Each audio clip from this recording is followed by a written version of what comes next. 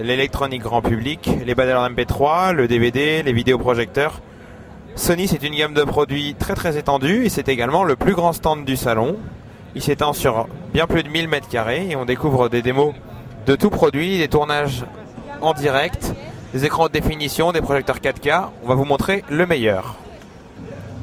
Voici le BDP S1, le premier lecteur Blu-ray de Sony, désormais disponible en France et partout dans le monde. Il est branché aux nouvelles gammes de rétroprojecteurs SXRD de Sony, ici le KDS R60 XBR2. Ce sont des produits qui offrent une qualité d'image vraiment étonnante, un contraste bien amélioré par rapport aux générations précédentes et une image évidemment en 1920 par 1080 pixels, alimenté ici pour le grand frère 70 pouces par une image Blu-ray 1080p. Le résultat est étonnant, ça fait partie des tout meilleurs rétroprojecteurs qui nous a été donné de voir. Plus de 80 pouces en LCD en 1920 par 1080 pixels, alimenté par une source Blu-ray de dernière génération.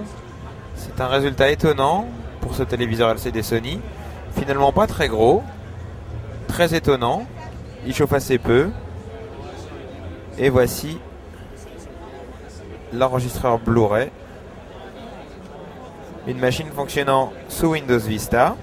Et voici le HDR-UX7, un caméscope haute définition évidemment, 1080i au format AVC HD, et il enregistre sur des mini DVD directement, 20 minutes de film. L'appareil est très très compact, avec un zoom de grande puissance évidemment, une mise au point rapide et un écran de contrôle haute définition très très fin.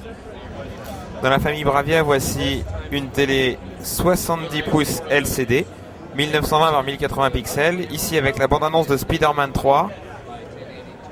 Une fois de plus, les images haute définition issues du Blu-ray sont impressionnantes et on rêve vraiment de voir arriver ça en Europe plus rapidement.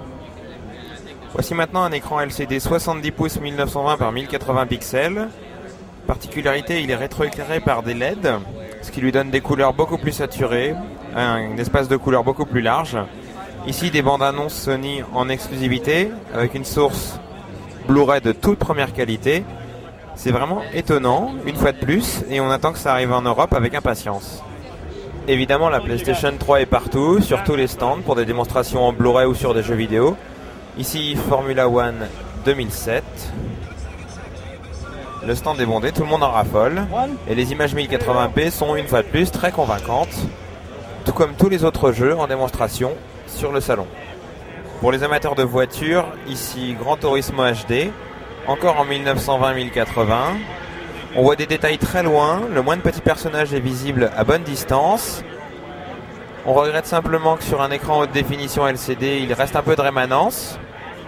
Mais à part ça, le plaisir est total et on peut s'attendre à une vraie révolution côté jeux vidéo. La haute définition va apporter énormément.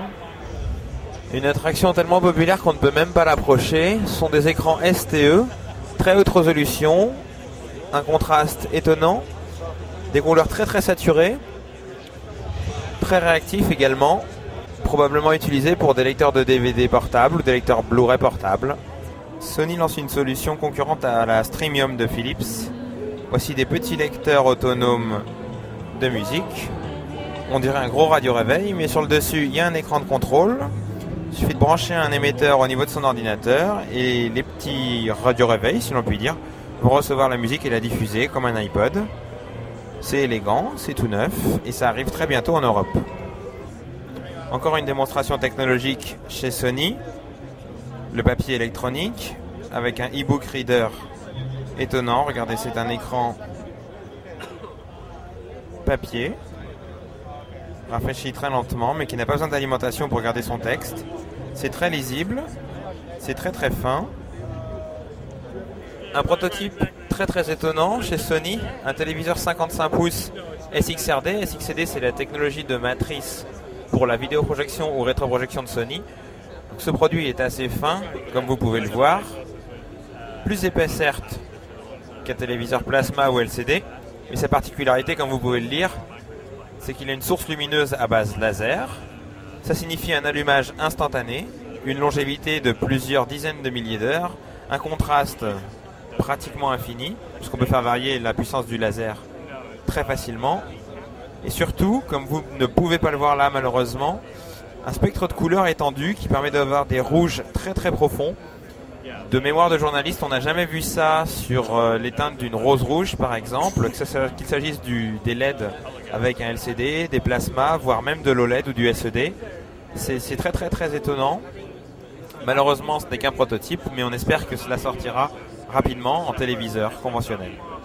Encore un prototype qui fait pester, puisqu'on aimerait bien qu'il soit déjà disponible dans le commerce, même si peu de gens peuvent s'acheter un téléviseur LCD 82 pouces.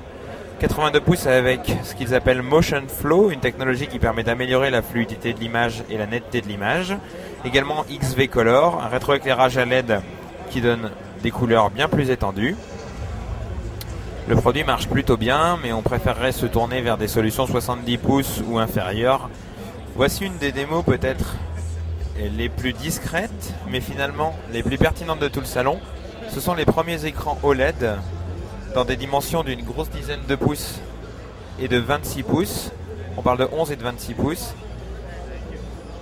Je ne sais pas si vous vous rendez compte que nous avons affaire à un écran qui fait un demi-centimètre d'épaisseur, haute définition, avec une image qui ne souffre d'absolument aucun défaut, quel que soit l'angle selon lequel on regarde. L'appareil est tout petit avec une alimentation externe minuscule. On l'attaque en HDMI, alors évidemment ce ne sont que des prototypes, mais on se prend à rêver de la même chose sur 32, 37, 42 ou même encore plus de pouces, ou tout simplement d'intégrer cela dans un ordinateur. Les couleurs sont absolument bluffantes. Sur le modèle 26 pouces, on dépasse tout ce qu'il y a en LCD ou en plasma. Le public ne s'y est pas trompé, on ne peut pratiquement pas accéder au stand. Je vous laisse avec ces images étonnantes.